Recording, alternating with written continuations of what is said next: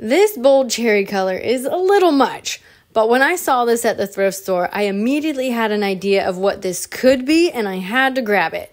My name is Sarah, and I like to take things that are worn out and beat up and make them beautiful again. Welcome to my channel.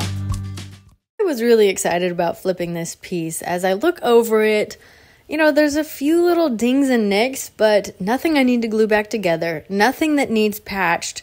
So this should be a straightforward sand it down, clean it up, and paint or stain, whatever I want to do. And after the last couple flips I've done, I am ready for an easy flip. Looking at the bottom side, it looks like maybe this was a wedding gift a couple years ago. So I got out my TSP and some gloves and dumped it into a bucket with some warm water, mixed it up, and wiped the piece down. I did decide after scrubbing the top that it would be easier to clean the whole piece if I took the legs off. So I took those all off and wiped them down individually as well. Then I got a clean bucket of water and a clean towel and wiped everything down to get any TSP off of my piece to have a clean surface to start with. Once that was dry, this is the satisfying part to me, where you get to sand off the old finish and get back to the raw wood.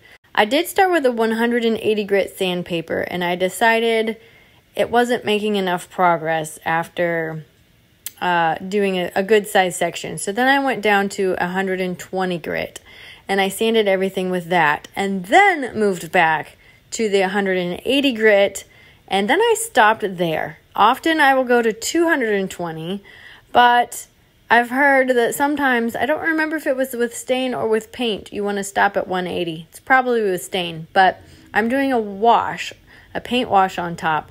So I stopped at 180, and I wanted to see how it would work. And I like the idea of doing less sanding. So I used the 120 grit sandpaper to sand the edges of the top and the top down, and then I went back and used the 180 grit sandpaper and sanded the top and the edges down, so it was all sanded to the same grit.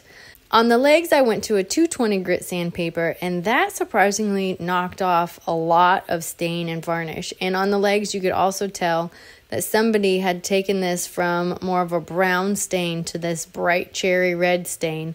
So this has been flipped once before. So on the side part of the coffee table, not the edge of the tabletop, but the trim piece, I used 220 grit sandpaper as well. And I was really pleased with how this took all this finish off, because I'm using a creamy light color of paint.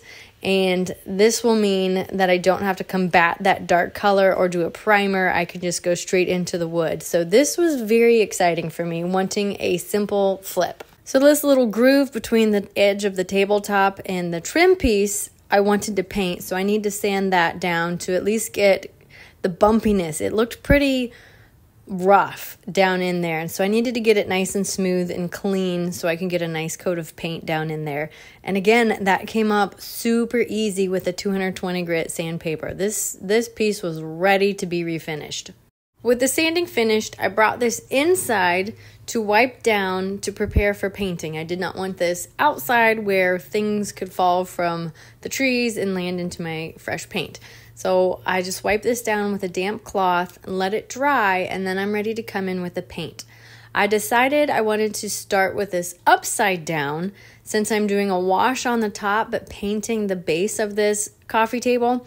I will do the wash last. So I'm starting off with the first layer of paint, painting it upside down so I can get into that crack really well and not have to worry about where this top is sitting on my sawhorses, so that I can get a nice coat of paint. So once I got a coat on there, I painted all 4 of the legs, and this paint is from Fusion Mineral Paint, so I just do light coats and it goes on so nicely, but a nice light coat will help mitigate brush strokes, so that's really important when using this. So once I got the legs done, I felt like the paint was dry enough that I could flip this over and not damage what I just painted.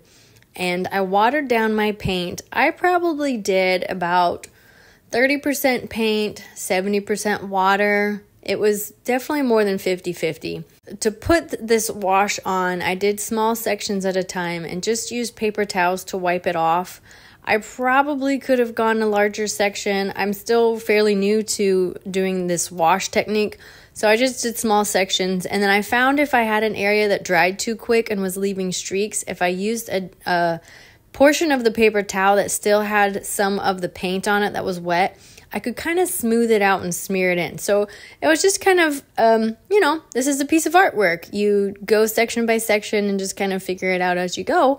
And once I got one coat on, I was satisfied. I let everything dry overnight. If you caught my last flip, I didn't let things dry long enough in this heat and it messed things up. So I waited till overnight and the next morning came back and applied a second coat of paint to the legs and the base. However, before doing that, I did a light sanding with 220 grit sandpaper just to get things smooth again, because especially with this wash, the liquid in it can make it bubble. However, I did not do a second wash. I only did a second coat of paint around the base.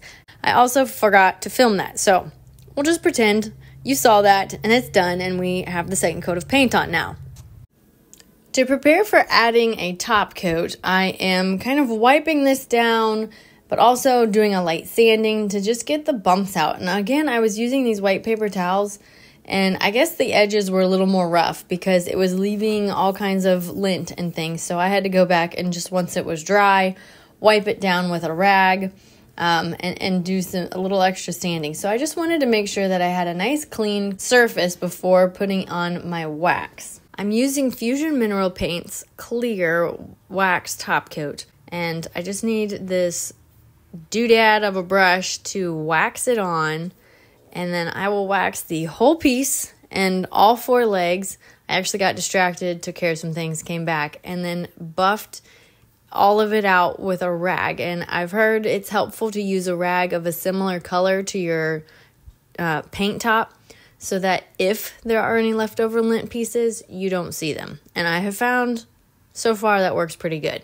Just to let you into my thinking on why I chose to do a wax rather than a poly top coat is, do you see how where I've waxed, it's kind of warmed up the whiteness of the wash that I did? That's what I wanted. I did not like how white this was, and I thought even though a poly is much more durable and probably a better option on a coffee table because that will have high traffic, I wanted it warmed up.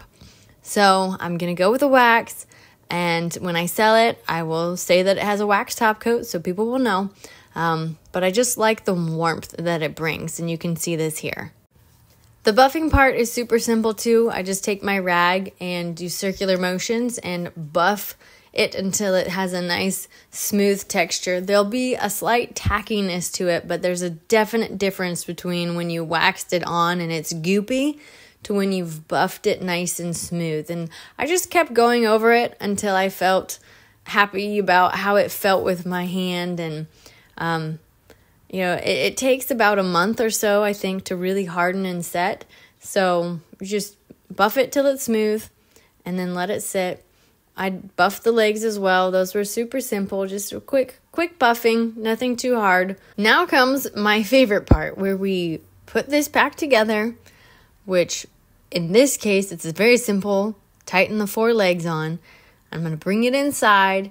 And I took a little minute to figure out how I want to stage it. But once I got that figured out, we're ready to go into the final reveal. I do want to thank you for watching my video. I hope these videos inspire you to do your own projects, to save something from the trash, to refinish something in your home, but just to take things that are ugly and make them beautiful again. So enjoy this final reveal, and I'll catch you in a later video.